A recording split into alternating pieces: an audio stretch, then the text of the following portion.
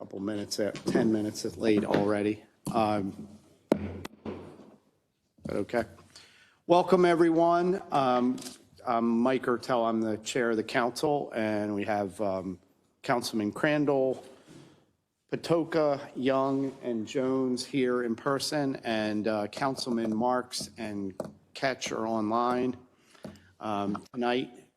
So we wanted to talk about the permits, approvals, and inspections process, and we have Director Gutwald here as well, and he's going to present. I know we have some speakers that are going to talk tonight as well, and I'm sure we'll have some questions, but we thought this would be a good way to just talk about what the department does, maybe where we're hoping to improve, and let's go from there. So Director Gutwald, the floor is yours. Thank you. Good evening, Mr. Chairman, members of the County Council. I just want to point out a couple of staff people that are here tonight that are part and parcel to making this all work together.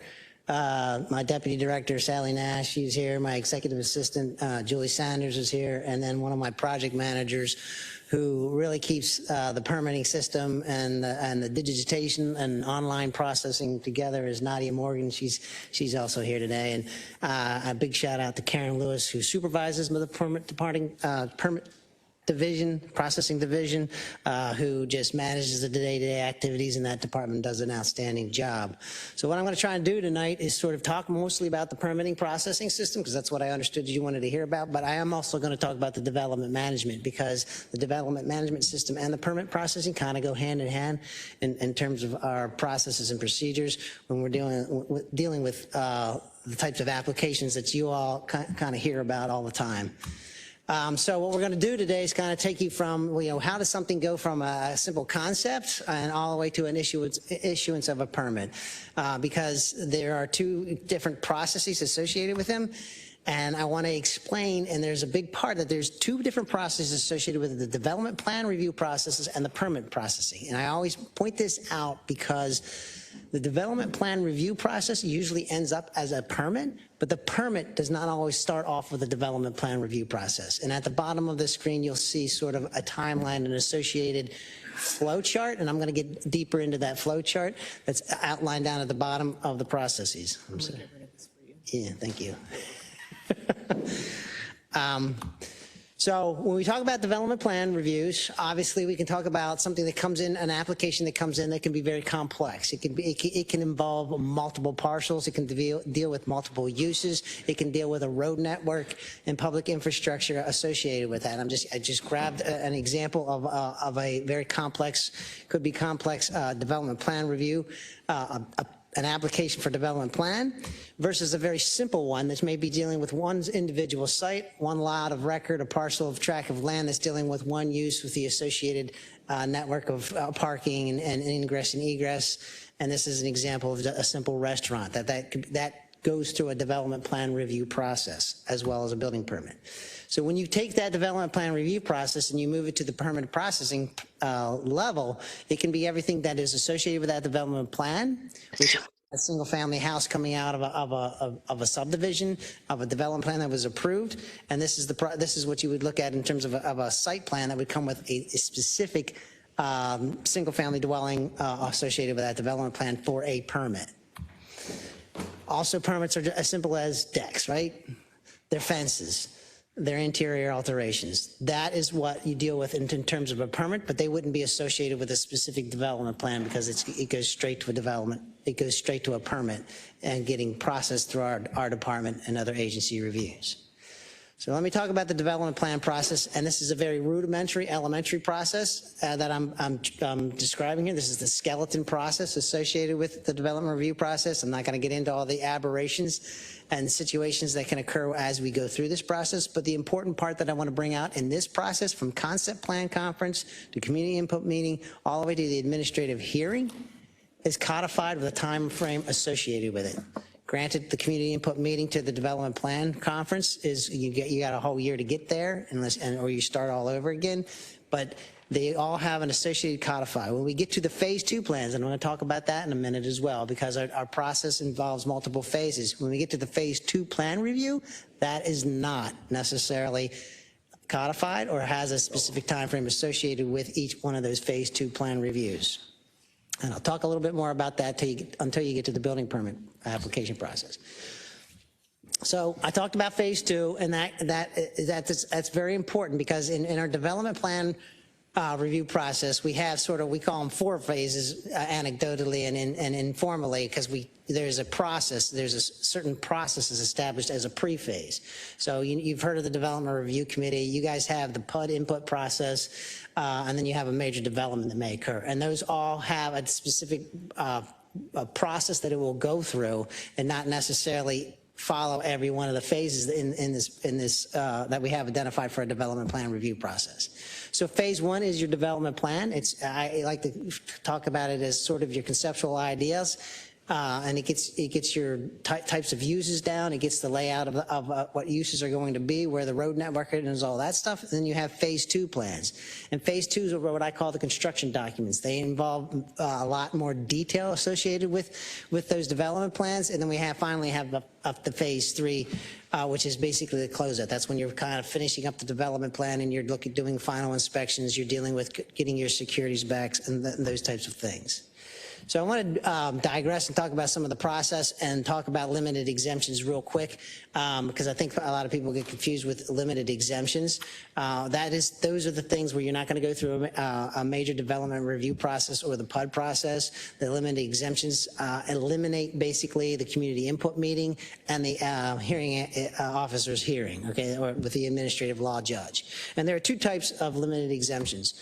There are A exemptions, which essentially go straight to a building permit. Okay, that is, you're going. You've already have a lot of record. You have a specific piece of property. Doesn't require any development plan associated with it. You go straight to a building permit, and that is decided by the Development Review Committee. Whether you make an application for the DRC and you request a certain exemption type, either A type or a B type.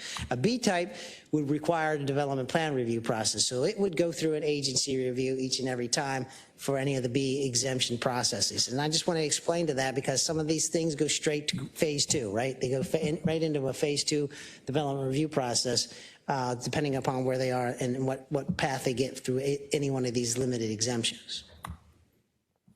So I want to kind of focus on phase 2 plans, because there are things that aren't associated necessarily with the development, but they require a plan review. And this is very important, because when you talk about time allotted for a permit, and a lot of people get confused or get the terminology intertwined between a permit and a plan review, particularly if it goes to phase 2, because phase 2 plans are often associated with construction documents or building permits.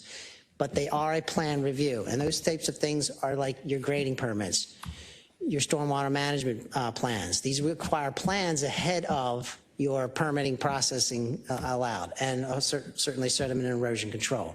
Now, why would you go straight to phase 2 in a plan review process versus starting out as a development plan? Because it's not associated with a so-called development plan, but it is a plan review. Those are things like your pathways, your parking lots. You could have an equipment storage yard or something to that effect. Those would require a plan, a development plan, starting at the phase 2 process, and then end up as a permit.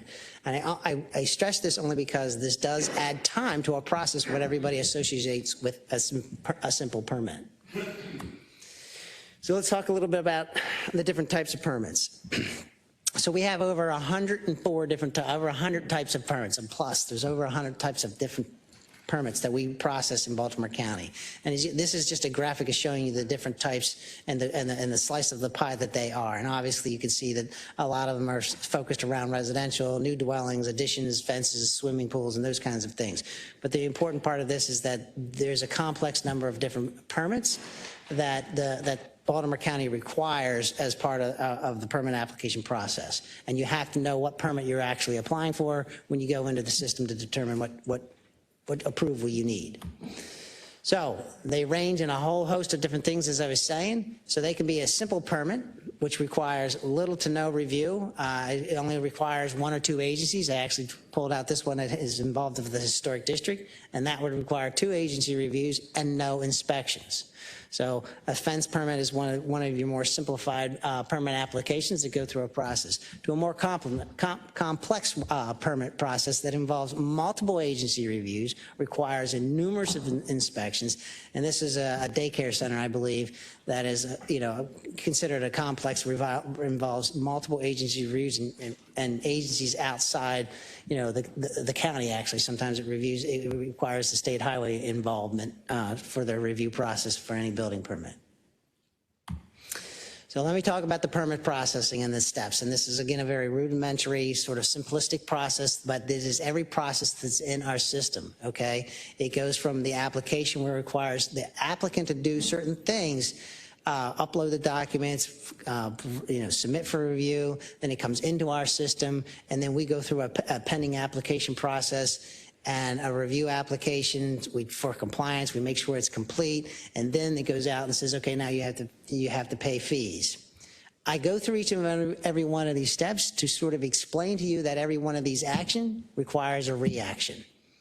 And every reaction and action that takes place may be everywhere from 2 hours to 2 months, because it depends upon either the county and or the applicant to respond to every one of these things that happen along the step of the process for applying for a permit. I just want to make that abundantly clear. So let's remind everybody, this is 364 24/7. So you can sit at home. The new system is the capabilities of sitting home on your couch. You don't have to come into the house and pay for parking, and you can do this at any point in time of the day. So this is my picture of representing how somebody can sit at home and have the enjoyment of trying to apply for their application. But the first thing you got to do, and a lot of people don't realize this, is you have to apply. You have to create an account in the system in order to make an application for your permit. Once you create your account, you can go into the system and you can create your application. And this is a screenshot of what the application process looks like. Now, I understand a lot of times people go into the system and it's not very intuitive. People aren't, this looks like, okay, where do I go from there? And you get this kind of reaction from a lot of people who are looking at the ability to create an application. Come on, it's a little funny, isn't it? All right. So when you go in to apply for a document, I'm trying to bring levity to the whole situation. So when you go into and you create your application, they'll be required that we give you this wonderful list of things that you have to upload into the system in order for you to apply for that documentation, for that application. And we outline all the different pieces of information that we're going to need in order to assess whether your application is complete or not. And on top of that, when you go into here and you say, okay, I don't know how to create an application, I don't know how to create my account, I'm not sure what I'm supposed to do, we offer a wider range of tutorials right as you go into the system. A wide range of tutorials as you can watch these videos and figure out what it is, the process. And I'm not going to do this whole video, but I do want to, oops, it didn't work. Here, wait, let's try this. This is how to create a permit application. From My Dashboard, click on the Create New Application button. In the Permit Type section, expand the selection and pick the proper permit type.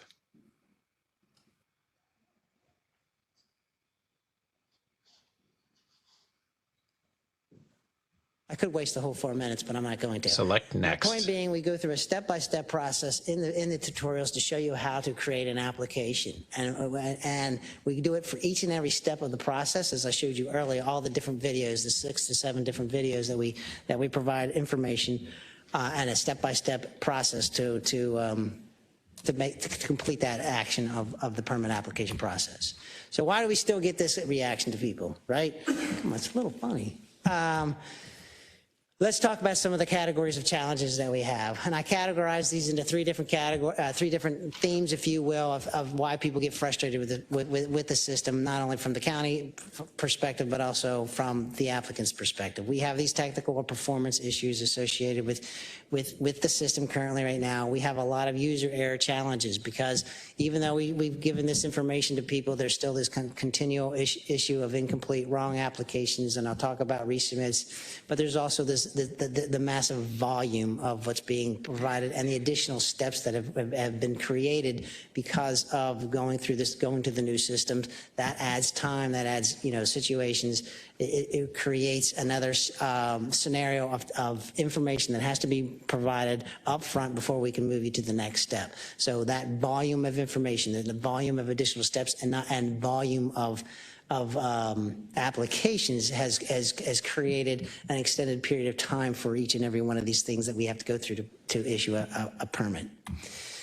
So one of the issues that we have right up and why the person who has, pulling their hair out is one of the things you have is the first, when you're doing an application, this is one of the types of errors, and this error says you have to start your application all over again.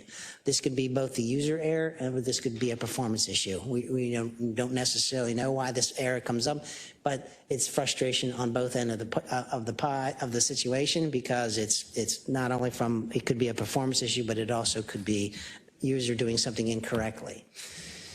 So here's another issue that we constantly come up against in terms of our application process and the user error type of situations. So again, we're providing information of how to upload documents. We give explicit instructions of how to do this, and people go through this process, but at the same time, they have to remember to come back to the process. Once they've uploaded their documents, they still have to let us know that they submitted the application and for us to review for completeness.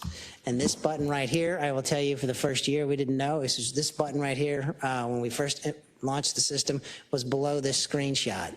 So we actually had to move it up so people knew and remember to submit for review, because I'll come back to the situation and later in my presentation, but this was a huge error of us not even knowing the applicant had applied for the permit. Director Gutwalt, so you're saying like someone would do all this work, download anything they needed to put in, and then they weren't hitting the button? They weren't hitting the submit for review, correct. And I'll show you. It doesn't automatically just do it since you put in all the information? No, it doesn't, because you may be, because a lot of people start their application, initiate their application, and they don't have the documentation. So they have to go back. So instead of having to restart all over again, they can go get that information and then come back later and then upload. When they submit, do they get some kind of confirmation? Like, do you get a confirmation email? Yes, they do, right? Yes. Thank you for you've successfully submitted. That's one of the issues, is that it says you successfully uploaded your documents, and then they go, oh, I'm done, and I walk away. So that's another message that we had to, and then so we modified that message to say, don't forget to submit for review. So we've changed, learned lessons, and modified and adapted accordingly. So we have been doing those kinds of things over the course of the last 2 to 3 years. Not only have we done that, but we also have this situation where we've also added an amenity, if you will, to allow you to come into if you still have frustration, you're still not understanding what's going on. If you come into our lobby, Councilman Batoka was just there the other day, you'll notice we have these kiosks sitting out there for people to come in, they get a ticket, or they ring the bell, and then staff will come out and assist them in providing, getting their application squared away, uploading the documents. You'll see there's scanners there and everything as an amenity or as assistance to helping people who are not computer savvy or whatever the case may be. So we have that amenity as well. So let's talk about facts and figures and numbers, because this also adds to the complication of, issuing permits and getting everything done, because of, as I've spoke before, the volumes, the massive volumes that come into the Baltimore County and the types that we're dealing with each and every day, adds to that complexity of getting these things done in a more timely fashion, if you will. So this is actually the calendar year 2024, and that number is actually low. We run about 45,000 different types of permits every year, and I'm not even including some of the other permits types that we have. I'm just talking about these types: building permits, electrical permits, plumbing and gas permits. We run about 45,000 per year. initiated. Then on top of that, now I talked about plan reviews. You have commercial and residential plan reviews, which adds a component to a permit review process, not just sometimes like we talked about the differences between a fence and a daycare. That adds to the time and the volume. Almost 40,000, 50,000, whatever that number is, added together of plan reviews, added it to the inspections, which is running around 80,000. 80,000 inspections that we do every year based on the different types of commercial and residential development that's going on in Baltimore County. Why do I tell you all this? Because when you take those total numbers and those volumes and you talk about that 365 24/7, we've calculated over almost 12,000 of those permits. Almost 30% of all permits are after hours. They are either after, but they're beyond the hours of 8:30 to 4:30. They're either on the weekends and they're on holidays. So that's 12,000 permits out of that is happening during that. You couple that with the other issue that I'm about to talk about with resubmits, that's another 8,000 permits that are resubmits. Now, when I say resubmit, that's when that's an incomplete or wrong application or not full documentation that's provided. A resubmit on intake runs about almost 20% of our permits are resubmit on intake, meaning they did not follow the direction, they did not give the proper information associated with the permit application that they're doing. One of the things I should mention that when the permit processor is going through it and why these numbers are important, because it takes you 15 to 20 minutes to evaluate and analyze what that applicant has provided to the permit processor, determine whether they have the right information, whether the plan matches the description of work, and whether the documents they have uploaded matches the description of work and what they're trying to do. These numbers, when they're resubmits on intakes, adds time when it's incorrect and we got to submit it, we have to go resubmit it. I did a calculation of that 15 to 20 minutes times 8,000 per year. That's about 30 hours a week. That's a full-time person that's dedicated to dealing with nothing but resubmits, because that's how many resubmits we have in any given year. Here's another prime example when I talked about hitting the submit for review. This is how we know they're not. This is how we know they're not applicant. They hadn't submitted for review. You'll hear, I submitted my application in December. Well, they might have started their task in December, but they never finished the task, and we didn't see it till March of that year, later that year. And this is how we know, because the actual start date gets stamped in the system and shows you when they actually hit submit for review. Director Gottwald, is that because they didn't press that button? Correct. Yes, they So didn't. was the button because it was below the screen? I think that was the original. That was original. We still get that issue though, because I think, again, the process says go upload your documents. You go through another process to upload your documents, and then you forget to come back and say hit submit for review. Gotcha, thank you. Most people have, they do see it now because we did move it, and that was a big help. So are you navigating through other pages and then To you have to go upload your back and documents. submit, or is it Correct. that you just didn't see the button? I think it's a combination of both, but yeah. It's not at the end. I'm sorry, that, You click on submit for review, right here, upload the document. So it's insane, you don't have to go back to where your application is. what's going on? Submit for review. It's on, so if I'm navigating, if I'm working on a permit submittal and I'm navigating to other pages, then I can stay on the page I'm at and then submit for Should I review. approve that, Chris? Once you complete your application, you fill out all the answers, the screen opens up for you to upload your documents. You get your application number, all of that's complete, you get your message that that's complete. Then the screen opens for you to upload your document, and once you upload, all the instructions are right there, then it tells you to click on the submit for review. As soon as you hit submit for review, that actual start date populates and it shows up in your inbox. Right. There are some applicants that they upload the documents, and then for some reason or another, they're not hitting submit for review. Correct. Yeah, that's exactly what's going on. Do I hit approve? Hit the, okay. Mr. Chair, Councilman Crandall just yeah, asked away. I know we're not under. We don't need the form. I know we're not under rules of order or whatever, but just, Do you mean to get the parliamentary procedure? Do you mean to get the Robert's Rules book out? And we'll keep your gavel to yourself, sir. I could read it tonight. Would it be, since we're discussing this and OIT is involved, would it be more efficient if OIT had a microphone? Well, Nadia works for me, so she's not OIT. She's one of my.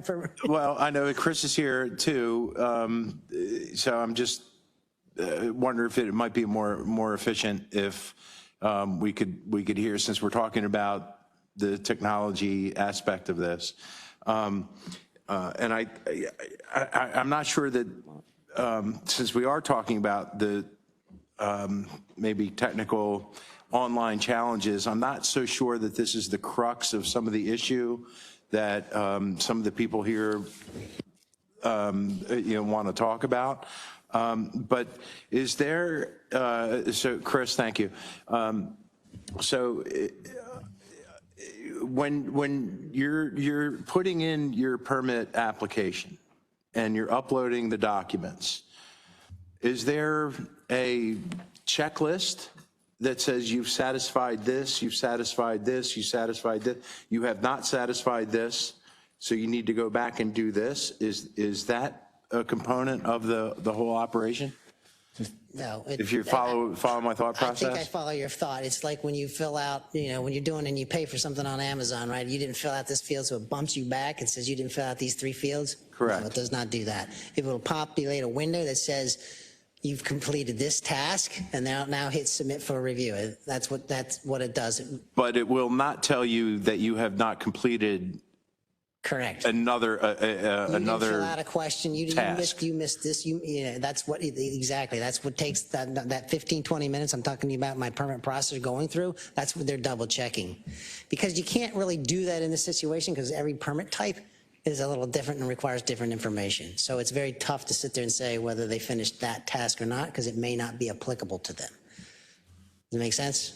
10-4. I understand we can't it's program difficult, that? but it's kind of like, So we talked about so that. so what I'm gathering, and explain if I haven't understood you completely, is that, so you feel as a permit applicant, you feel that you've put in the information, you've gotten a confirmation that you've satisfied the system, but yet you may not have satisfied the system, and now it is up to the reviewer in PAI to now get back to you, Correct. get back to the applicant and say, wait, you're missing this. Correct. And because of the what you're saying is because of the substantial amount of applications and work, that's a manual process. Right. That part is, yes. There's nothing that tags an application and says, oh, this is missing because of this type of application. It gets tagged. It will get tagged once the permit processor has gone through and Not seen. tagged, but tagged manually. Correct. So that takes time. It takes time. Okay, and then once that is done, so once that is reviewed, and then the reviewer says, wait, something's missing, then the message has to go back. I'm just trying to And they'll get an email. dumb it down to something I can understand. Sure. So now that it goes back to the applicant and saying, oh, you missed this. Yep. So they have to then go back into the system. Do they need to then find where they missed and have to upload something, or are they once they open directed up their to application- where they need? No, this is a great segue into the next part of my presentation. Okay. Do you All want to say right. Well, I something will first? let you go then. I think Councilman Ketch has a question. Councilman Ketch, are you? It's an option that I'm never going to be able to afford. Okay, I guess he doesn't. Dr. Gutt won't. That'd be Dr. Nash. You should go get your PhD and then we can call you that. He does have AI. I give him, That's right. I'll give him a PhD. So to expound on Councilman Crandall's question or comment and question, is it possible that you you do all this stuff, you get an email that says you successfully submitted your permit, and then it's not successfully. Correct. Like Can I- there's stuff that, You guys are just feeding right into my presentation. I guess the question for me is, what about a drop-down box or something? And every time you click on whatever your interest is, those are the only fields you have to fill out. Like, why can't we do that in advance? If I want to change this inside this This is all building. great to the end of the presentation. All right, well, we'll let you. Because yes, this. I think we will tell you, this might was- want to let Director Gutwald continue before we right, want to redesign the whole system. But all great comments, all things thought through. No worries. I mean, we had discussed this even before we launched this system, all the things that you're talking about. So moving on. Now I can't move on. I don't know what's going on. uh-oh. Do I have to click here? There we go. So just what you said. Here we go.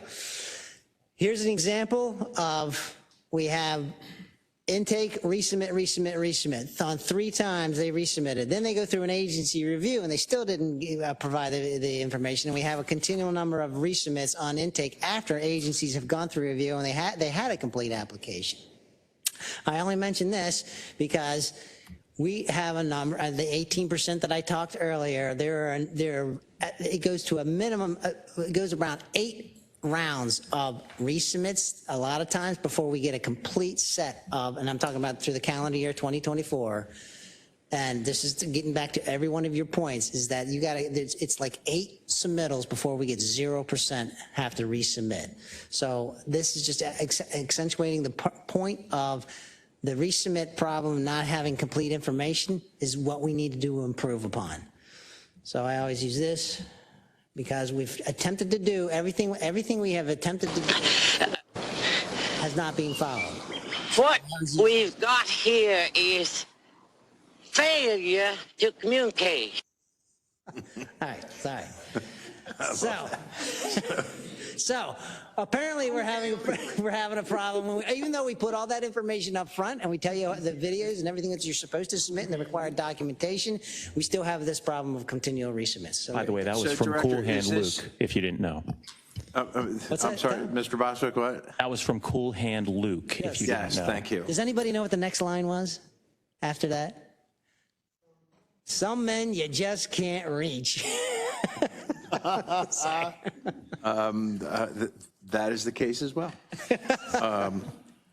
So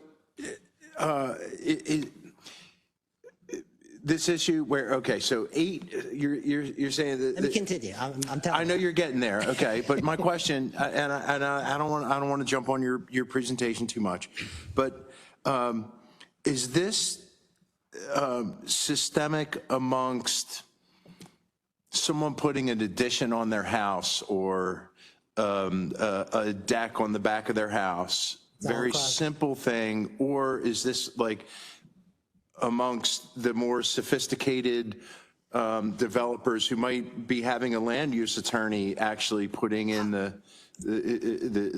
permit application? It's across the board, but I would tell you it's mostly associated with the more sophisticated permits, particularly when you're dealing with somebody who's trying to do what we call a permanent plan. That has tended to be a bit of a problem. These are people that do it all the time, but a permanent plan is when you're doing a 300-unit subdivision and you're trying to, you have 4 model types and you're getting a permit to set the stage for all four model types for the entire subdivision. So those gets complicated and there's resubmits on those. Okay. Okay, so yeah, but I would say yes. I might bring that up a little bit later, but I'm going to let you continue. Okay. All right. Thank you, sir. So the reason why I show that clip also is because even after you have resubmits, and I know you can't read all this stuff, but what's in here, what we go through is an extensive process of detailing the information that's missing and what you need to do. There are extensive notes that are submitted back to the applicant to explain to them what they need to do each and every time with that resubmit. And yet we still continue to get resubmits because they're not following or reading the directions that are associated with each and every one of these permits that we provide this information to.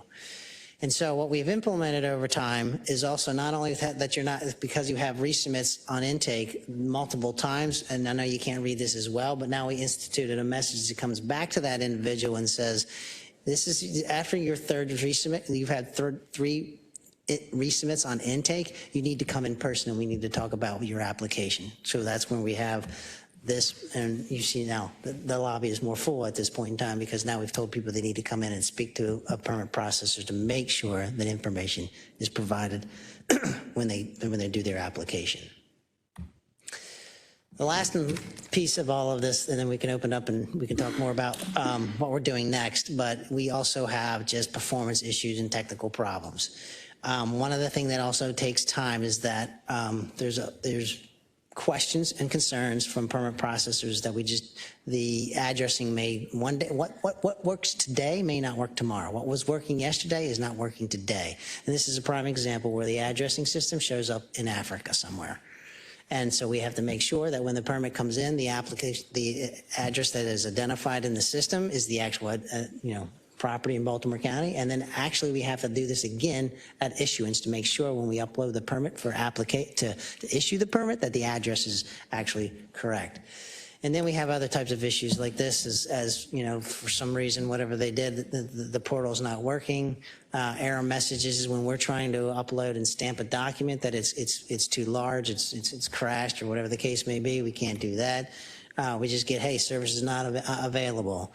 And then absolutely nothing shows up in other certain senses when we're trying to get into the system. So there are performance issues associated with this as well that just takes time as we go through this process. But my point being is that I'm not trying to blame it all on the user. I'm not blaming it all on the technical aspects of the system. It's a combination of all these along with volume that causes a lot of the delay in the process of doing processing a permit application. So my last clip for you all this evening is to try and explain to you sort of what we're trying to do as we move forward. Hello, Peter. What's happening? I'm gonna need you to go ahead and come in tomorrow. So if you could be here around 9, that would be great. Okay? And here's my favorite part. Oh, and I almost forgot. I'm also going to need you to go ahead and come in on Sunday, too. Okay? Okay. My only point of that, combating with all these issues, we've adapted our business processes to try and modify and do better, like I talked about in terms of providing the kiosks and that kind of stuff. But I'm also we're trying to do it with volume, and particularly this time of year, overtime. I got staff working overtime to keep up with the volume that comes in at this time of year. But I also want to mention that, some of the things that we're moving as we move forward, we are moving to a new platform. We are looking at Excella. We are currently have a lot of familiarity with that because we currently use it in a number of other formats in the department. You all approved 2 new positions for us to make this transition, but also to provide us a technical assistance and provide a sound level of what I'll call an ombudsman and plus a person that can troubleshoot through the process of those 2 positions. We are moving forward to support the interface, but also as we continue, we know there's always going to be issues. We're never going to solve all those problems along with the users. There's going to continue to be the lack of information or the not understanding. So we're going to have these positions to help us continue to move that forward, those issues. The new process will integrate not only the permitting process, but also the development management process. So those 2 issues, those 2 processes, like even phase 2, they will be integrated with this new system and this new platform, which is key. And it's going to bring a lot of the department that is currently done half paper and half electronically, all electronically. So it'll be done in digital format. So this is the path moving forward, recognizing that the system currently, I think we've outgrown it over the past couple of years, and we've outgrown its functionality and capacity. So this is another reason why we've made the decision to kind of move forward with a new platform in Excella and integrate other processes as well that are currently half paper, half digital. Director Gottwald, So with that, I'll just, Director Gottwald, I jumped the gun on questions. no, you're good. That's my presentation. Did I hear you say that you're going to create an ombudsman position? Yeah, we currently have sort of one that I call her a troubleshooter, but she kind of acts as an ombudsman. She's one of those, I mean, great things that she does is she's the one that does all those notes and stuff and explains, but she also troubleshoots. Okay, what did you do wrong? How did you do it? You know, she works through people who are having difficulties and that kind of stuff. Also assists in tracking down where they are in the process. So, and answers, day-to-day questions. This would be an additional ombudsman position. Well, I would move the position, we'll keep the ombudsman, that kind of position, but also create sort of a troubleshooter. She's doing both kind of right now. So I'd like to kind of separate some of those tasks. So she's not just, somebody will be dealing with the troubleshooting and processing the permits, and then continue to have that ombudsman person who's very familiar with our business processes and operations. So. What about your staffing level right now? I mean, are you, let's say there wasn't a target or mark that you were given, but you had to like identify what sufficient staffing would be. How far are you along? So do you need 2, 3, 4, 10, 20 new positions? So, that number could be exponential. It's very tough for me to make that. The reason why, and the county executive asked me the same question as we were moving to this, and I asked for those 2 positions. They're fairly high-level positions because they have to do multiple things for me in order to keep the rest of the functionality of the department moving forward. So those are 2 key positions that I think I needed right in here, right now. But to sit there and say how many permit processors I would need in any given day or any given week, it fluctuates. So, and I've explained this to you guys before, is a lot of times, we in permit processing, they gain a lot of experience. They get to know a little bit about a lot of different things. So it's a training ground for them to move to another level and into another system someplace else, and or to another a promotion someplace else. So I'm competing not only just with sister agencies, but also sister jurisdictions as well as the private sector, because these people know the business operations as well as the system operations. And I have I would not recently, but we've continually had a revolving door in that capacity to determine whether I'm moving at all cylinders or not. So I hesitate to tell you what the number is. Yes, could we use additional resources, but I'm moving incrementally with that, with these 2 positions. What kind of skill sets are optimal for your operation? Like, is it an architect? Is it an engineer? Is it a planner? Is it a It's actually a business analyst is what I call my permits processes, because they're looking at what the person has provided them, and they're looking at how did they answer the questions, and then they're matching everything up. So they're taking an application and they're analyzing what they have provided versus what they think they really need to do, or did they actually do what they had to do. So I often refer to them as business analysts, because they're looking at something and they're making a determination of which direction they need to go next, and do they have the proper information. How about the need to work across agencies? Like, do you need someone with a skill set that can that can kind of communicate with planning or with whatever agency? Trust me, they all, that's the, yes, they do every day. Yes. Yeah. Yep. I mean, just knowing the documentation, the permit processors intuitively sometimes, but then a lot of times they get direction from the department saying, if you got an application that's going to do this, let's say it's in the rural area, groundwater management, they're going to need X, and they know it's not on septics. I mean, they know it's not on public water and sewer. They know they're going to need all this other information for a well and a septic system, even to process their information. So they're already doing that kind of stuff. Well, have one in my district right now, as I'm sure everybody does. I have a school outside of the Erdel that's trying to get their sprinkler system in. Right. And, there's water connection. It's like fire marshal, water, sewer, plumbing, soup to nuts on this. Right. So it gets more complicated as you get in those kind of situations. Absolutely. All right, thank you, Director Gottwald. Sure. Pete, as far as employees that are approving these things, how many are in the office? All of them.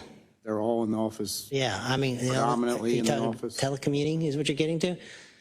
I mean, the only way I allow anybody to telecommute, because they technically could, was it's episodic. It's if they have an issue, they have to go to the doctor's one day and they want to work the rest of the day at home. Otherwise they're in the office, because I still have people coming to the counter. I still have people coming in at the kiosks. Yeah. Okay. I know, I'm the Grinch that stole away telecommuting department. Councilman Crandall. Yeah, thanks, Mr. Chair. Pete, I think when you took over this position, you were charged with modernizing our system. And what I'm kind of hearing in your presentation and knowing what I know about some of the frustrations that folks are having with the permitting process, it feels to me like growing pains. Lessons learned, yep. At some point, I haven't done it yet, but at some point we all have to grow up, right? So, the question is kind of when do we get there? We're not the only mature and large jurisdiction in the country. Mm-hmm. Has this system, and Chris, this goes to you too, this system that you described to us tonight, is this a system that was developed on the fly? Is this something off the shelf that we tried to customize to Baltimore County? Are you talking there about seems to be like some inefficiencies inside of it that are causing some of the delays, and then I'll get to my next question after that. So, is this an off-the-shelf software thing that we're trying to establish, or did OIT build this, or contract to build this, or? So, some of this history predates me, so it's going back and reviewing notes from previous leadership. It's a very complicated system because of the uniqueness of how the business process surrounds the multiple permit types. Right. I think Pete showed that, or Director Gretwald showed that pie chart with the many different permit types, and every jurisdiction has a different process for it. So it does have to be, and no matter what system we're looking at, it is heavily customized to the municipality that's using. Let me interrupt. Are you talking about the city where the current system that I described, not the new system we're moving to, right? That's the question. I'm talking about the one that's in place now. Correct. That we're having some issues with. Okay, I just want to make sure we understood. So I guess I'll just piggyback on what Chris said, because actually I was over in planning when this whole thing started. So yeah, you kind of inherited this.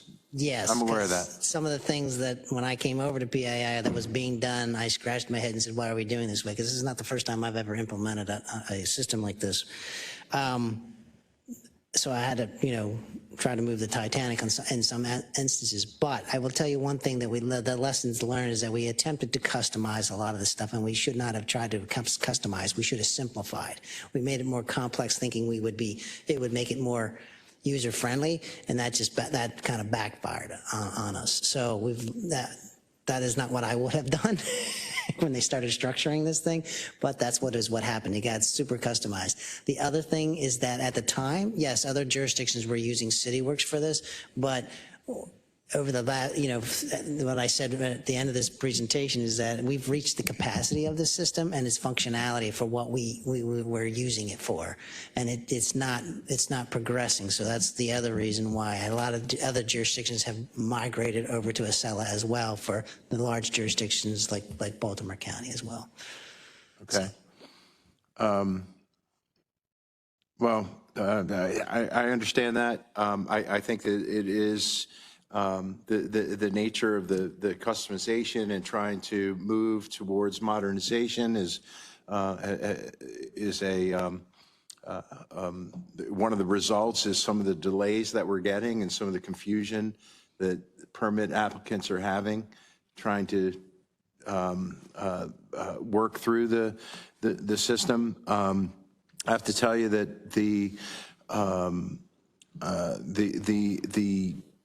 some of the delays are not just time in response. that applicants are getting. Some of the delays are caused by what a lot of folks just perceive as just nitpicking. Like, well, wait, my 4-foot fence is okay for this stretch, but I can't move to a 6-foot fence on this. And I'm just being like, kind of, hypothetical here. But it's kind of like, it seems like a lot of people are kind of caught up into, well, I can't get my permit because I have to come up with a completely new drawing because my driveway moved a foot. Right. And I'm not so sure that that's really fair to the taxpayer. So, and the other aspect of all of that is, depending on who one of our constituents talks to in PAI or even in planning, they'll get one answer, they'll move towards that answer, and then they'll find something else out later, and then the next person they talk to will counteract what the previous person said. So, and I'm kind of like rambling here a little bit. So, and it goes to the communication that I think Councilman Patoka was talking about. So, we have a development in our district where there was it was a PUD project. There was some utility work. Half the road was paved. I think you might know about this one. Mm-hmm. Half the road was paved. And then the developer said, we're not paving the other half of the road. But no one told the county or told DPWT that they're responsible for the other half. So we have one half of the road paved, or resurfaced rather, and we have another half that's not. And these are the things where it's like that, the communication breakdown that you talked about, but also the delays that are happening in people getting answers and then getting consistent answers. That's, I think, one of the real challenges here that we're facing. And I think that might be what a lot of people are here tonight are talking about. And I'm not trying to beat on you or anything like that. I'm just, relaying to you what I'm hearing in terms of just the performance that the county could be doing better. We're not, I don't think we're failing. And I think that you're working towards solutions. But do you have any answers to any of my diatribe here? Sure, but they're going to come across sounding And like I don't know if I made any excuses. sense to anybody tonight, but I'm just kind of trying to relay what. So I'll try to address a couple of them if I can, and it's more of an explanation and it might come across to sound like an excuse, but it's not meant to be. I can tell you, and I said that as part of my presentation. Some of these user issues are inherent, and they're never going to go away, regardless of what system we're doing, because there's going to be disagreements. Like with anything, there's an interpretation of the law. Some of the laws, I just regulate the laws. I implement the laws. So those are the laws that are on the books. So when you start talking about, the requirements for fences and things like that, and whether they can meet certain setbacks or not. I mean, some of the situations that's what the law, they didn't realize that when they came in to start their application, and they don't see a problem with it. Their neighbor doesn't have a problem. Why can't I just let that go? Well, I can't. That's an ALJ decision at that point. You're asking for a variance. So that extends the process, right? And they get frustrated with that.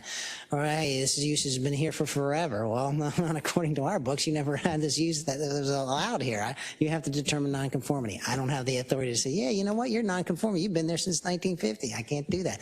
That's a requirement of the ALJ. I'm just getting to you as the inherent, and then there's disagreements and the consistency. And I totally agree with you. I get so frustrated when staff give two different answers to the same question, or they move the goalpost because now they got. But I can tell you, and in a lot of those instances, it's because the question changed.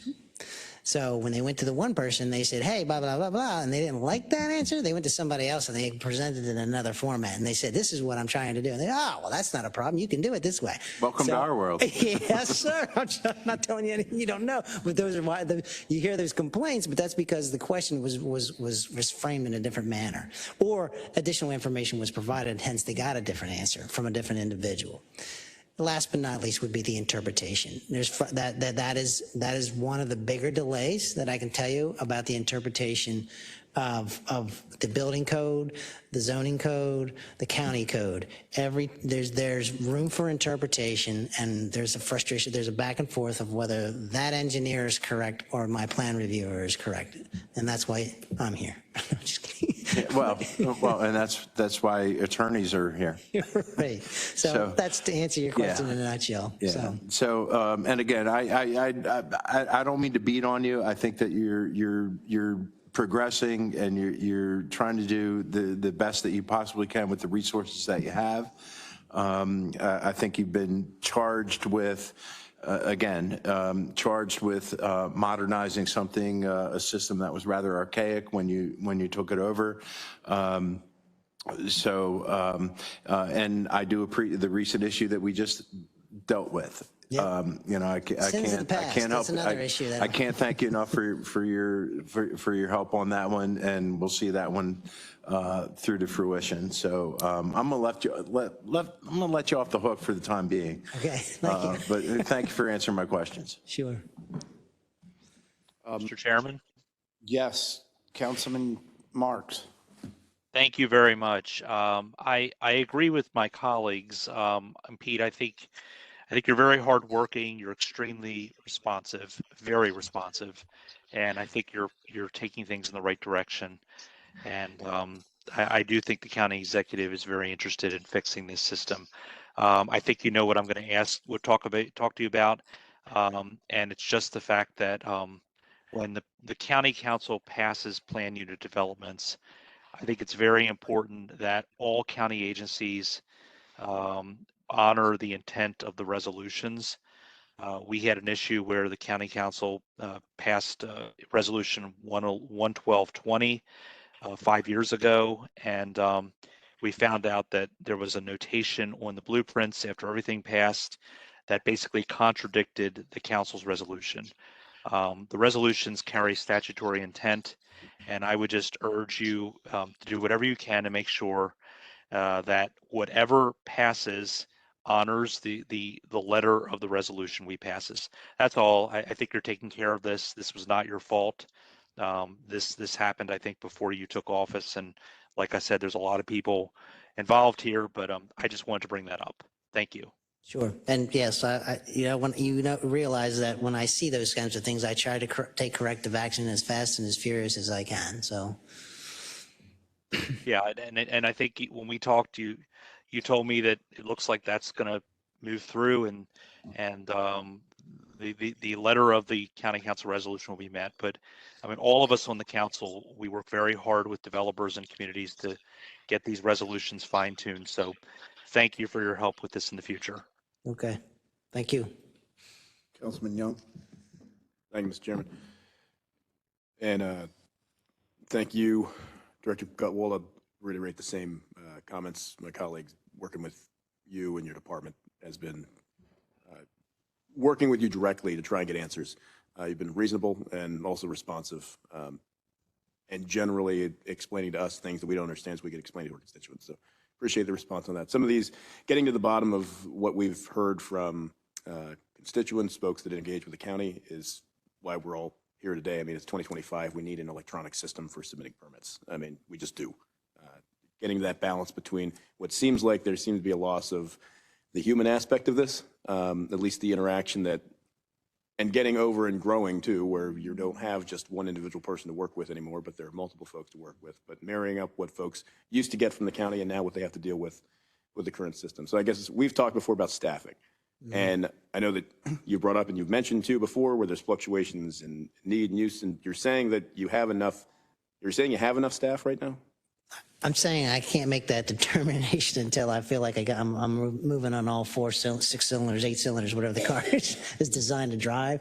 I just don't feel like I'm quite there to make that determination. Okay, what do I actually need? Because, as I said, in a lot of instances, what was working yesterday isn't working today, and that causes, all kinds of mayhem in the office. So it's not a matter of staffing, it's a matter of, okay, let's get the system working to the best of capabilities. You're talking about working as in the online system that we're talking about? I am. So I'm also talking about the fact that, when you have changeover in staff, because there's opportunities elsewhere, and you're bringing people in who need to understand the business operation of Baltimore County and the 100 and some different permits and stuff like that. That takes time.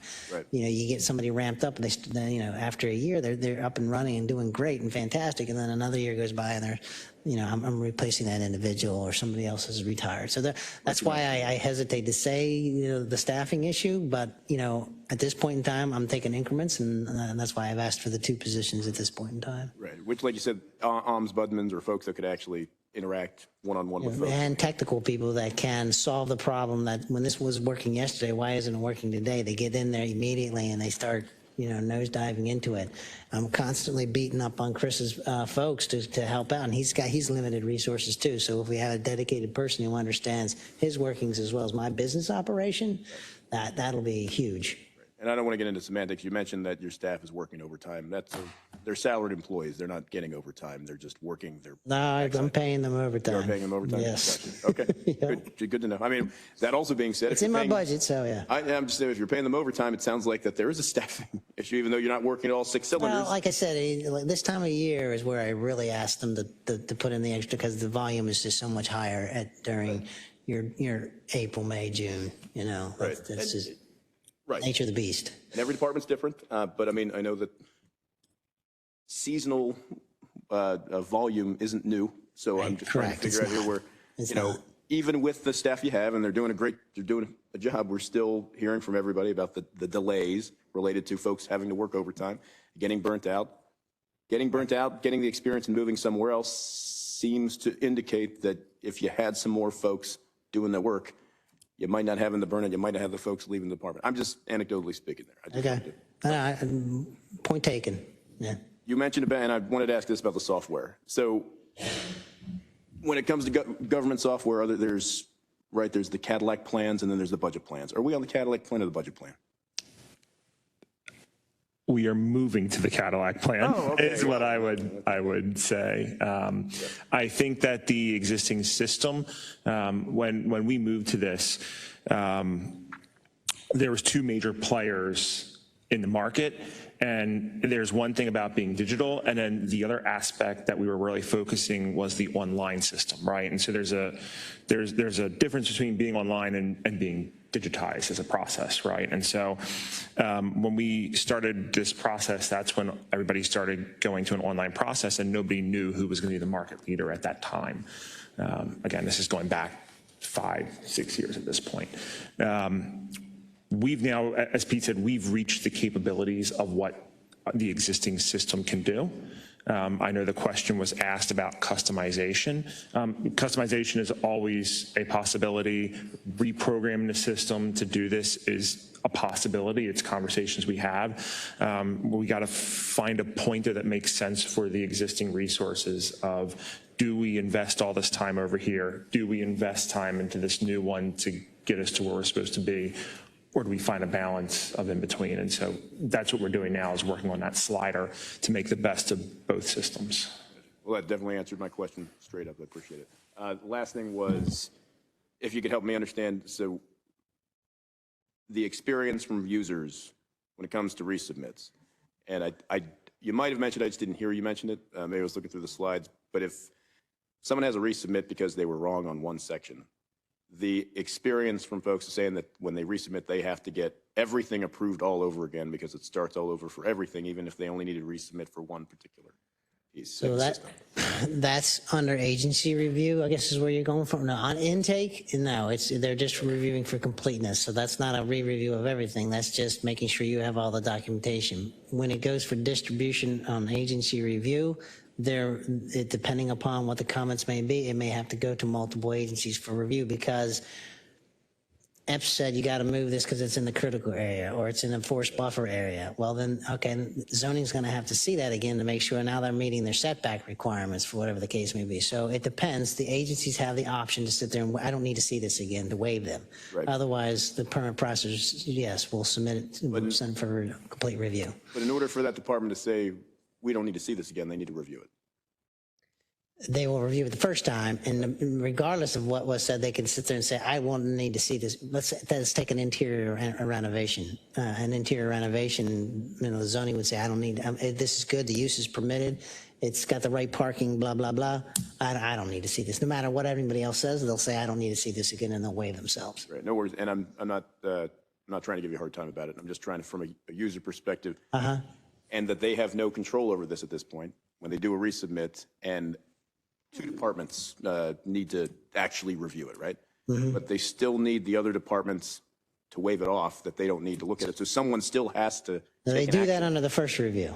They'll do that under the if they waive themselves, they'll waive themselves under the first So they review. don't have to be. They don't have to be So involved. once it populates back up, they let the permit process. It says, I don't need to see this again, and it automatically populates as a waive. So yeah.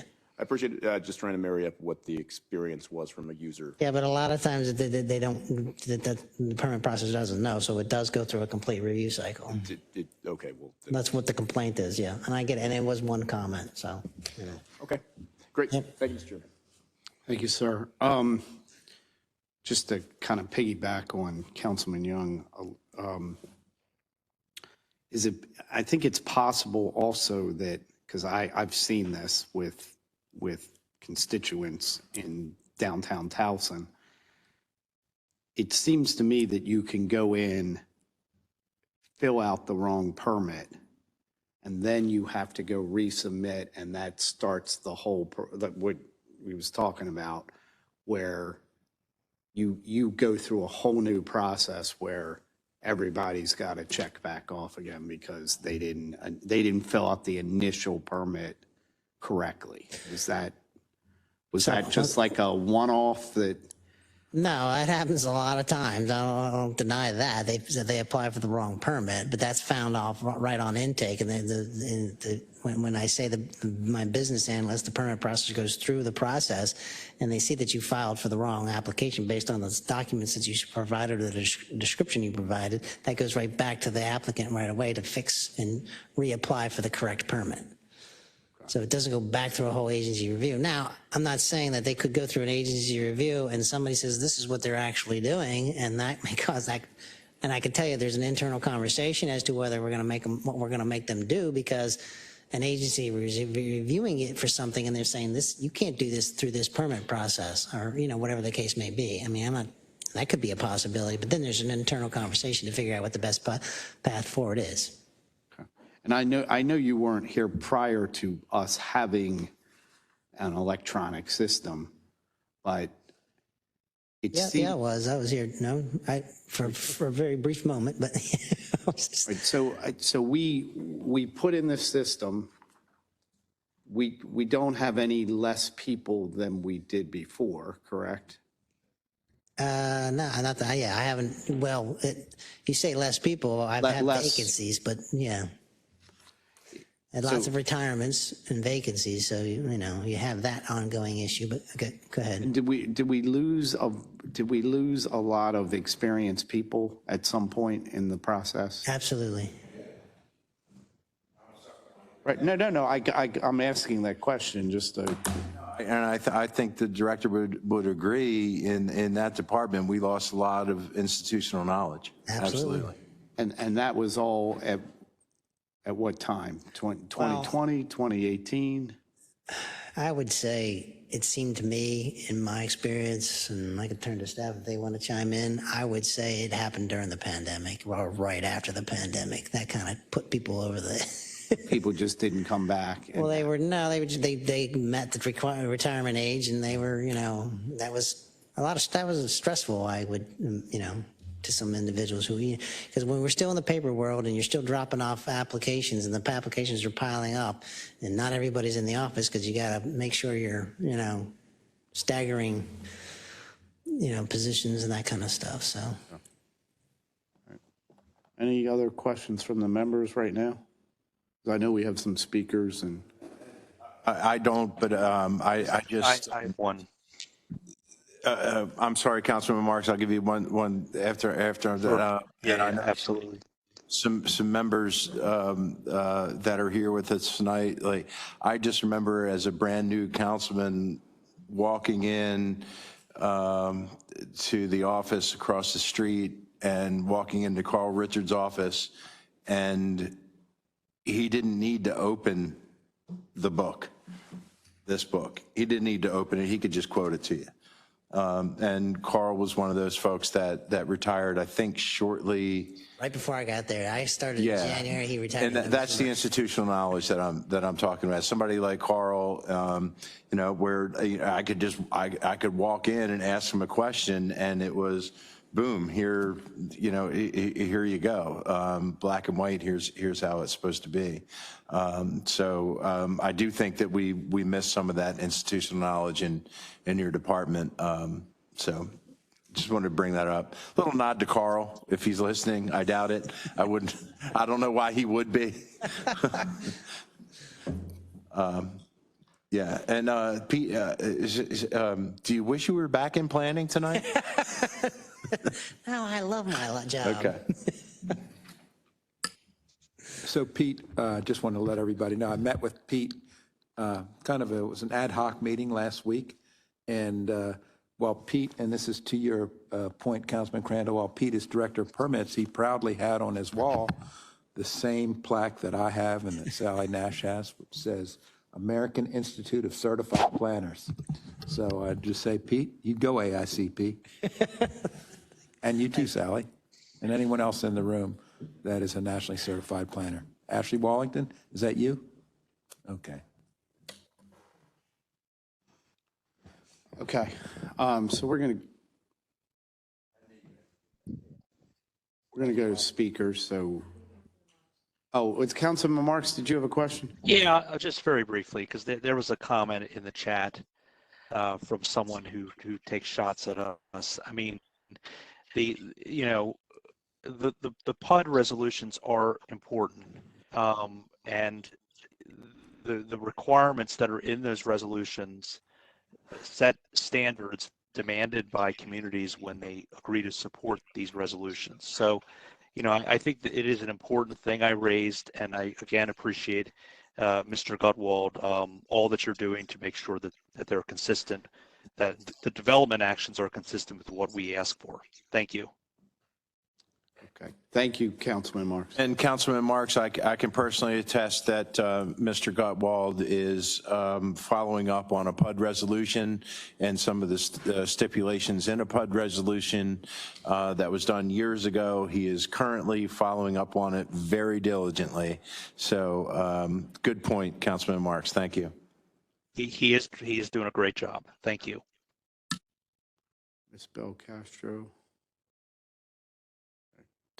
Take your time.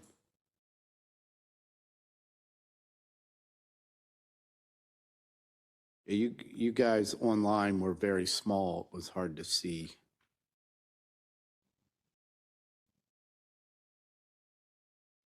Okay. Our first speaker is George Pertikakis. Mr. Pertikakis. George, I think that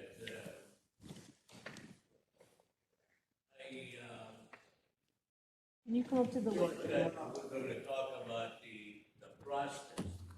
I think the introductory of the permit, they have done an exceptional job, and they're trying to fix it. However, he needs help during the review. George, why don't you come up to the Please come up and speak into the microphone so everybody can hear you. Or that. Give him the mic.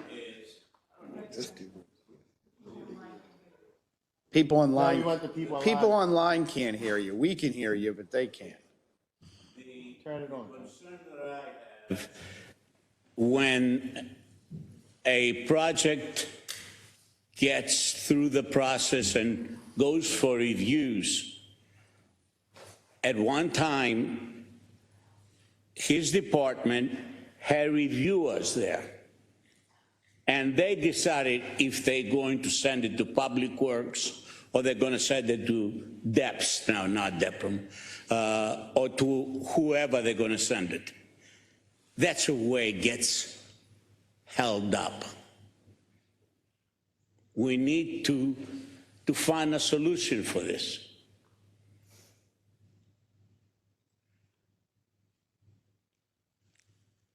And in this case, I have my colleague here, the young man that I'm about to give him the platoon to start moving on this,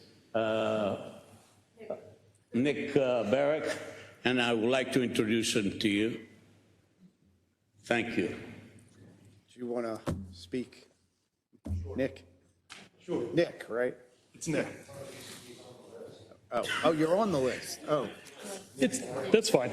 Oh, yeah. I'm sorry. Thanks.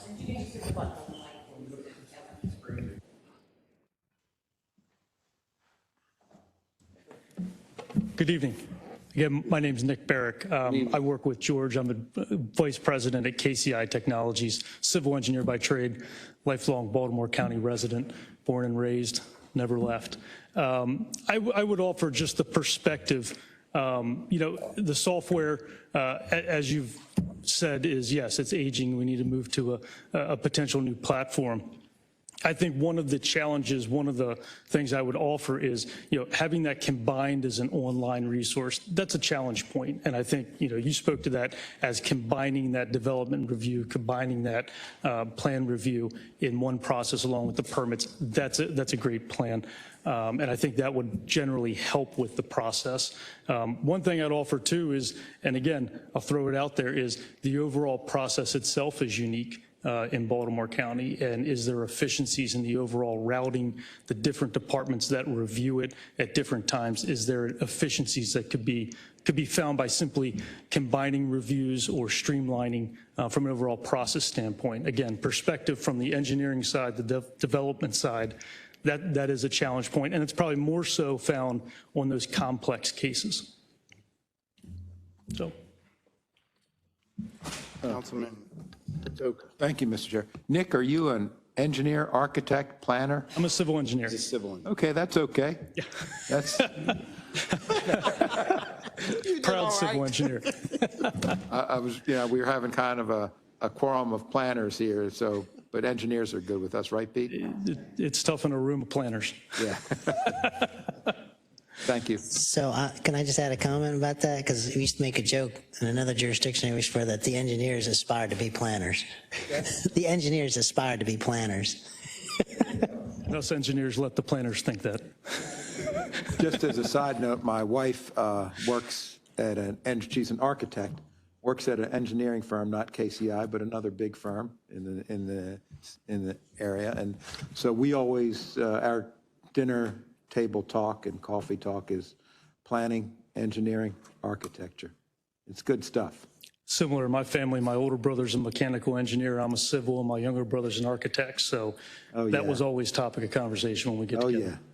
Yeah. Thanks for sharing. Thank you. Pete, you have any comment on his comment? Well, I would just add, yes, I completely agree. I'm always looking at ways to try and streamline a process, and it's usually case specific, I should say, because of the complexities of that. So I do get together with like Public Works all the time and say, okay, how can we resolve these issues or whatever the case may be, or put everybody in a room. I oftentimes when things are going back and forth or they're not sure the direction they want to go, I will put every plan reviewer, and I'm not asking for the director to be there. I want the plan reviewer, the person that's going to be reviewing that plan in that meeting. So everybody, and I have on multiple occasions resolved what probably would have been 4 months of back and forth 2 hours, they resolved it right there. And it's just because it's misinformation. I can talk about lots of things that go on in terms of what they provided on the information on their plan. And, I use environmental protection as a prime example. They're saying, you said you have class 1, 2, 3, or what, the soil type. And the guy's like, no, I'm not even on that part of the property. I'm over here. And he's like, oh, okay. Well, then, no, that kind of stuff goes on regularly. It's not really formalized. It kind of happens ad hoc, though. So I completely agree. If there's ways to streamline the process, it usually involves, the rules are the rules, right? So everybody's got to follow their regulations. But if I can get people into a room to resolve the issue in a matter of an hour instead of a matter of a month, I try to do that all the time. So it's one of my things it's done for almost my whole career. So I continue to do that. But, if there's ways and mechanisms to do that and I have the same, I understand where he's coming from in terms of, redundant reviews. I feel like that happens a lot of times. And it goes back to, I forget who was saying it about, you get told one thing from one person and one thing from another. We constantly have one agency saying, hey, you can't do that over there. And they say, you got to put it over there. So that's one of the things we got to get everybody in a room. So to talk about it and get to a resolution. That example was a sewer line. So.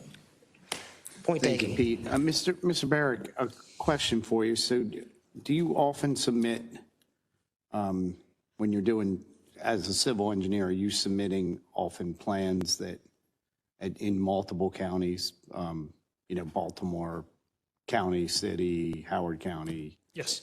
Yeah, so I oversee our development group on the East Coast for KCI, so we do have teams that work across. I actually am, hope I don't get thrown out here for this, but I'm a peer reviewer for Prince George's County for their site road program. So I work with Prince George's County quite a bit, with Howard County, Anne Arundel County. Is there anything you see when you deal with Baltimore County versus another county where maybe we're doing something that is a little more onerous than another county, or things that a particular county does well that you could comment on? Yeah, so again, my perspective is I have seen in other counties that the process, so equating it to the Baltimore County process, the phase 1 and phase 2 may be combined into a single flow, a single process, where you're going through that process in one. With Baltimore County, it is unique in that you're doing that development process up first, going through your hearings, and then going to the phase 2, which is your construction drawings. If something comes up within those construction drawings that does make you, change the design, alter something, you are going back then to the phase 1 to go back through and modify the development plan before you go back through again to your phase 2 to continue through for your permit. So that is a uniqueness. That is stuff that happens as you're developing stuff. Program could change, something that comes up in the design could alter the layout, number of lots, whatever that might be, that could then, again, make you go back through and modify a previous process. Is that something, Pete, that has been thought of as far as combining those two phases? Or is there a reason we don't, or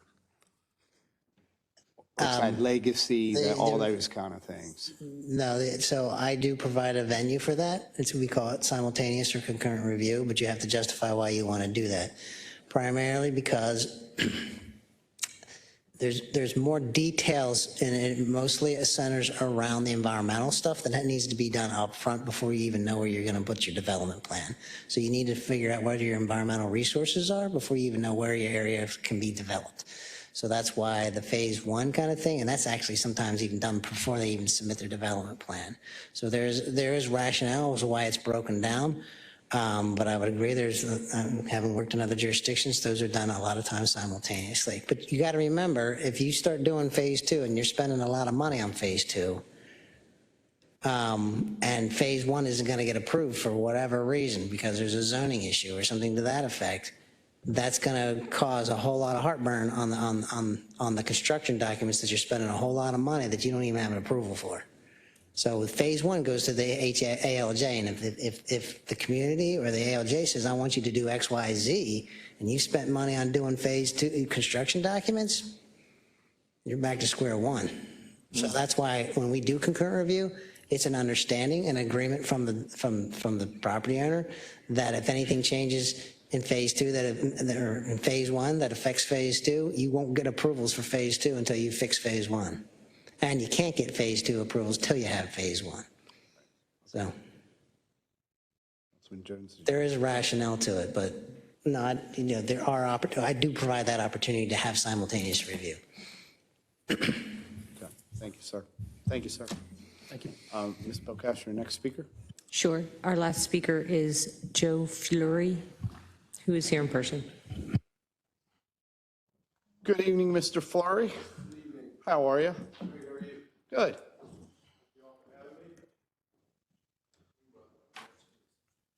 Do you exclusively wear bow ties? Every day I do. Yes, sir. Much to my wife's chagrin when she opens the closet and there's 50 or 60 of them. It's nice. Thank you. Appreciate it. It's becoming rarer all the time, I think. I think probably, right? just the tie in general is, and I'm a banker by trade, so that's there's even fewer ties these days than there used to be. So try to keep it alive. Thank you for your time tonight. I'm here in my capacity as the president of the Greater Towson Committee, also known as the GTC. I am also a resident of West Towson, maintain an office in Towson, as I mentioned, as a commercial banker. The GTC is a group of members that are comprised of property owners, real estate professionals who invest and conduct business in the core of Towson. So our focus is really on making Towson a vibrant city center for, its spot as the county seat. Our members do have a greater interest across Baltimore County, relative to the success of the county, as well as, the initiatives that we're discussing here around permitting, approval, and inspections. I will say most of our members are pretty well experienced in the process, both before and after the new system was implemented. So we've got a unique perspective. I'll just give you a little bit about our experience and then maybe some suggestions about kind of how we would propose to move forward. Our focus right now is really on smaller tenanting and improvements to existing structures. We do have a focus on sort of larger scale development, but as far as our members' primary concern right now, we're looking at re-tenanting of spaces in the core of Towson. That we've had examples of obtaining a 3,000 to 4,000 square foot interior fit out permit that used to be a same day walkthrough process, taking 8 to 11 weeks. Again, I won't harp on a lot of it because we've talked about the time frame, but we've got, doctor's offices that take 4 months to receive a building permit when it was, a day or 2 weeks before the new system. And I understand some of the challenges that were discussed, but our experience and our members' experience has been that minor modifications do have to cycle back through the process and the resubmittal process, whether it's moving a small wall from here to there or shifting a door on a relatively modest build out for an existing space. We've had experience where that's delayed and taken a long time to go back through the process. We had a member who recently went for a final inspection on a fire and sprinkler, and the fire marshal noticed that the address of the tenant was the same address as another tenant in that center. They had to go through a process where they had to resubmit a whole bunch of paperwork. It delayed that tenant from opening their business by 4 weeks after all the other agencies had signed off on that permit with that address, and just seemed like a simple thing that could have probably been fixed a lot easier without taking 4 weeks to get that business open. The other feedback that we had was that the process currently won't allow trade permits to be submitted until after the building permit is applied. So that further, or is received, I should say, so that further delays the process in terms of when our members can start work. They may have a building permit, but they're waiting on the trades to get going. And I only have 30 more seconds, so I apologize on my time here. Continue. We only had 3 speakers. I think we can. Yeah, people are getting hungry. I get it. Let you go as long as you need. So, one of the challenges has been just that timing of receiving a building permit, but not maybe being able to cut your trades loose. And is there a way that we can streamline that process or and I know not every single permit is created equal, whether it's sprinkler or MEP and all that sort of thing. So we've spent a lot of time with Director Gutwald. We feel like we have a good relationship. He's been to our meetings, feels like almost annually or quarterly, with our members to really get some direct feedback from them. And we really appreciate his time and also the council's time. Our recommendation will be a public and private work group to try to work through some of these issues and try to find some ways that we can solve some of the simpler issues, hopefully, without trying to recreate any, larger scale development, reinventing that wheel. But really what we've seen is that these delays are preventing, businesses from opening. Their small businesses are having to cover longer carry costs. It's costing people money. It's costing the county money that where you've got a business open and you could be collecting parking revenue or tax revenue. That's really been our primary issue is how can we get businesses open more swiftly, not only in Towson selfishly for our members, but across the county. So would the county consider an expedited process for interior fit outs, which fall under, a certain square footage if the use isn't proposed to be changed? Is there a way that we can expedite, some of those processes that maybe are more simple reviews? Could we, allow applicants to resolve inquiries with a specific department rather than requiring the permit to cycle back through, all the processes if everybody signed off? And I know we talked about that a little bit, but our experience has been somebody's got to touch it. And if we need, it's a zoning issue, can we just go to zoning and talk to zoning about getting that approved and not having it have to recycle into the whole process? Maybe the council will consider codifying some regulations that are, addressing the time frame for a period for which a permit should be approved.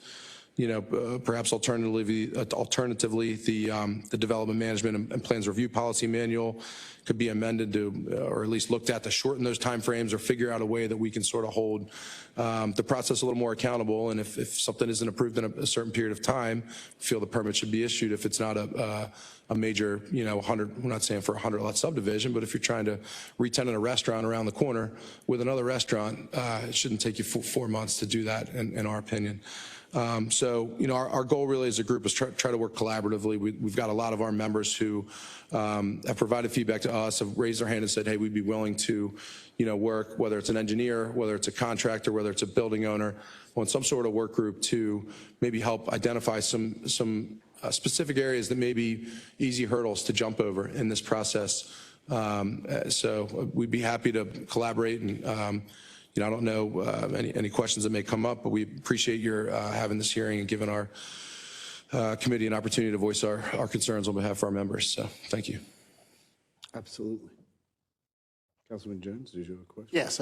First of all, Mr. Fleury, thank you so much for being here today. I think you had some very reasonable requests and some very pertinent stories that we could all relate to. I'm going to take this opportunity to just say to Pete and his team, I really appreciate all the work you guys have been doing. I think you work extremely hard. I know for a fact that you have been extremely responsive to me. You've called me at all times to get back to me, day, night, weekends, doesn't matter. So I really appreciate it, and I know you guys are giving it your all. And I know you're up for the task. You're the right person, and you have the right team to get the job done. And you have the support. And I want to thank you, Mr. Chairman, for putting on this hearing. Clearly, you have the support. And the issues that, am I saying the right, Fleury? Fleury, yes. Mr. Fleury is bringing up is so true. I mean, we all want businesses to be able to get open as soon as possible, to get people on the payroll, to get revenue flowing, and to get the tax dollars to come into us, whether it be parking or people buying lunches or whatever the case may be. And I guess I say all of this to say is, obviously, we have some more work to go. We have some more work to do. And I like the idea of a work group, putting people together in a room that may have a different perspective that could be beneficial. And I guess wanted to say that I appreciate everything you're doing, everything your team doing. I know we're not perfect. I know that every complaint, to be quite frank, it's not legit, but some are, many are. So, and I say that to be my personal experience. When somebody yells at me and then I bring it to Pete's attention and then he shows me where it's on them. It's not on them, it's on them. And then they go, oh, I'll get back to whomever who told me something. So I appreciate it. I know you're the right person for the job. You have the right team. We have great OIT. We got good people. I know we're going to get it done, and I know we're going to get better at it. And I guess keep up the good work and let us know how we can help. And we got some place to go. We got to get there. We're going to get better. And I think we got the right person, the right team. We're going to get there. So let's get it done.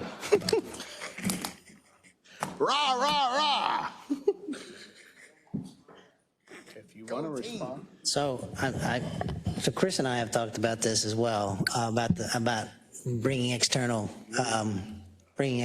people into our processes, and not only from just the processes, but also, what the technology that we're using and how from your perspective, how is it working? So we're already on that game. We haven't identified them yet, but we're on that field. Many of the things that were said in his presentation, we currently do, but we do it sort of ad hoc when the case, it's on a case-by-case situation that we provide sort of the walkthrough, the bypass, building plans review, whatever the case may be. We do provide those opportunities, but it's when we know about it and when somebody comes to us and says, hey, this is what, so a lot of times we're not familiar with what the situation may be, or I'm certainly not familiar with the situation, and we will try to accommodate. And we've done a lot of the things that were mentioned, but it's on a case, like I said, it's on a case-by-case situation, and not every situation lends itself to going through a different or a modified process that may expedite this situation. So I just put that out there. So there's conditions and there's rules and there's regulations that just doesn't lend itself to going a certain route that everybody thinks they should be able to go. Back to Councilman Crandall's point. Yeah, absolutely. So I appreciate you explaining some of the, for the lack of a better term, instead of a committee, I'm gonna call it a huddle, right? I'm gonna call it a huddle, where you bring people together to talk about something. Do we empower everybody in the system, everybody in the process to say, hey, I'm gonna call a huddle. This is something that I guess think we should be able to get this done in 10 minutes. And I'm the lowest guy in the totem pole, but I feel I should have the power to say, I want to do this thing and bring everybody together. Do we empower everybody to be able to bring everybody together? Or does it have to be you? I'm suggesting everybody in the process should be able to call a huddle. So no, I mean, my plan reviewers will say, hey, let's get together with someone. I mean, I'm unbeknownst to me. I mean, that happens all the time when they'll meet with EPS or, plan reviewers will get together and say, hey, what's going on here? That doesn't require me to say, hey, we got a problem here. Or my building plans people will speak to zoning, and they'll have a conversation about what's going on here, building code versus zoning code kind of issues. They'll call their huddle to get all by themselves. Yep. All right, thank you. Thank you, sir. We get anything done if that was the case. Councilman Crandall? And I just wanted to conclude with my comments that Pete, and Chris too, what I've gathered from tonight is complacency is not the attitude. Improvement is the attitude, the acknowledgement that things could be better. As I said before, we're not failing, but we're going through some changes, and we're going through a bit of a learning process with technological changes. But it's refreshing to hear that we're not being complacent about it. We're looking to improve where we can improve. And you're open to comment, you're open to suggestion from not only this body, but but constituents, developers, and their representatives as well. So I'm refreshed by that. So thank you thank you, Director. I'm sorry, Mr. Chair, for putting this together. This is kind of new for us in my experience, but thank you, Pete, for coming in tonight and sitting in the hot seat for a little bit, and then Chris for joining as well. You didn't have to be here either, but it was But we're you guys are all part of the same team, so and that's pretty evident. So appreciate it. Thank you, gentlemen. Mr. Pertikakis, did you have you looked like you wanted to say something.